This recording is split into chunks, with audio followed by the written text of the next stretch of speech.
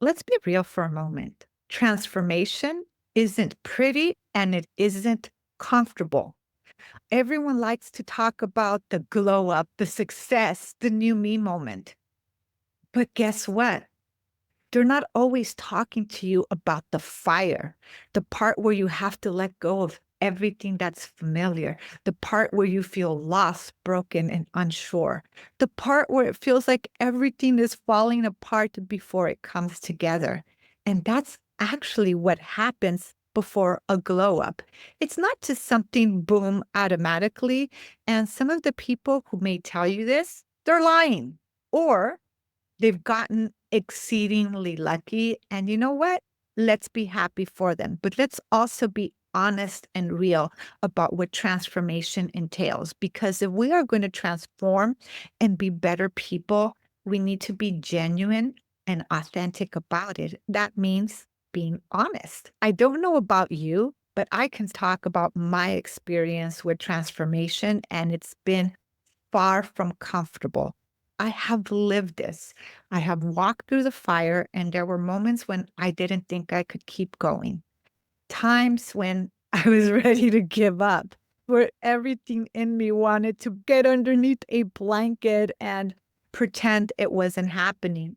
But my spirit, my mind said, no, Cindy, you can keep on doing this. You can keep on pushing forward.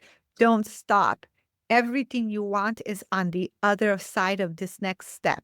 So if I can rise from the ashes, so can you. Because when we go through transformation, you're not being destroyed. You are being reborn, just like a phoenix. And we are phoenixes. Why am I using this fire metaphor? It's really the phoenix metaphor because sometimes we must burn to rise. Now, I'm not telling you to go burn. Please don't do that. But what we're doing is we're talking about the metaphor of the phoenix because the phoenix did not just magically wake up one day and fly higher. It had to first surrender to the flames of letting go of everything that once was. It didn't resist the fire. It didn't cling to the old version of itself. It trusted the process. From my experience, and yours might be different, trust was the hardest because I wanted to know it was going to be okay. I wanted proof. I needed to know what that outcome was going to be, what it was going to look like, how quickly, how slowly. It doesn't work that way.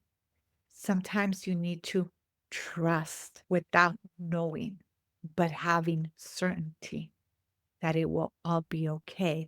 In some traditions, people say, let go and let God, or you could say, surrender into it. Ultimately, if we stick to this phoenix fire metaphor, it is from the ashes that we rise like the phoenix, stronger, wiser, and more powerful. This has happened to me, and I know it is the same for you, but we're not always taught that there is a dark night of the soul. Sometimes our world crumbles. We are often sold fairy tales through Hallmark movies. Nothing against Hallmark movies. I love those Hallmark movies, but we're often sold this lie of perfection, of idealism. And there's nothing wrong with that because it's good to strive for that. But we're also here living a life full of joy, of awe, and wonder. And it does sometimes have hard lessons, pain, and transformation so that we can grow and empower ourselves. Here's the thing. Transformation isn't a one time event, it's a cycle. We will go through many times in our lives where we shed, we evolve, we break, we rebuild, and we rise higher each time, hopefully wiser. And when we look back, we won't just see the struggle, but we will look in awe and wonder of, wow, we really did it. We really went from point A to point B. And we'll see the strength it took to surrender. We'll see the courage it took to trust. We will see how each fire refined us into something greater, bigger, more empowered, and stronger. Because when we are transforming, when we are letting go, it's not the end. It is the awakening of a new, stronger you. Why does it feel like death? Because that's what it does feel like. Carl Jung once said, there is no coming to consciousness without pain. And neuroscience explains why. The brain is wired for comfort, not growth. It clings to the familiar, even when it no longer serves you. That's why it's so hard to let go of old identities, to walk away from toxic relationships, to step into the unknown when you don't have the answers. But if you never let go, you will never rise and you will live in regret. I think that's a worse death. You see, the fire isn't here to punish you, it is here to protect you. Is there something you've been holding on to, even though you know it's time to let it go? You can do it. There's a beautiful spiritual quote: you have the right to work, but never to the fruit of the work. Let not the results of your actions be your motive, nor let your attachment be to inaction. They're beautiful words, but what do they mean? It means that your job isn't to control outcomes. That was a really hard one for me, and it may be for you too. Your job is to step into the fire and trust the process. The fire is uncomfortable, but it is also sacred because every time you walk through it, you are stepping into a higher version of yourself. And one day you will look back at everything you thought was breaking and realize it was building you.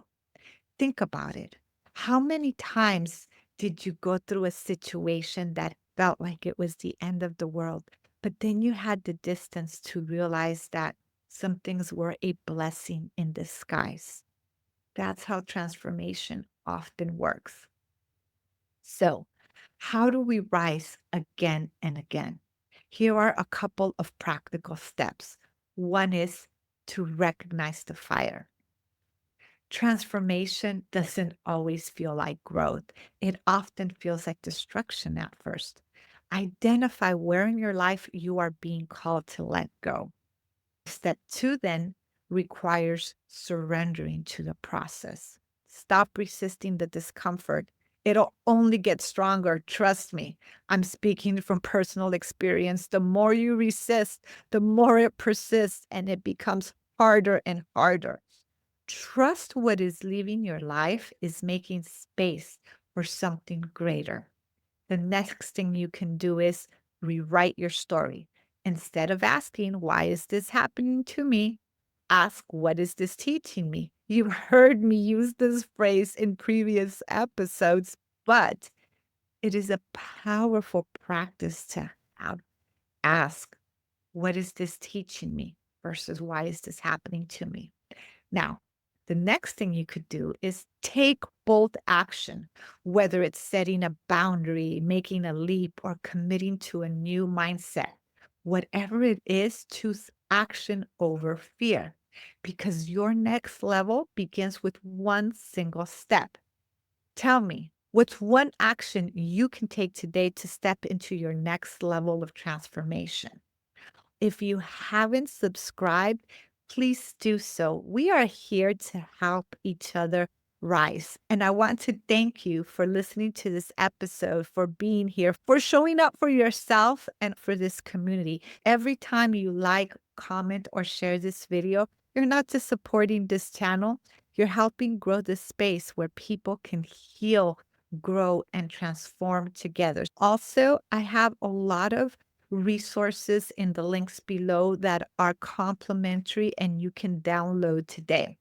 Until next time, have an amazing day.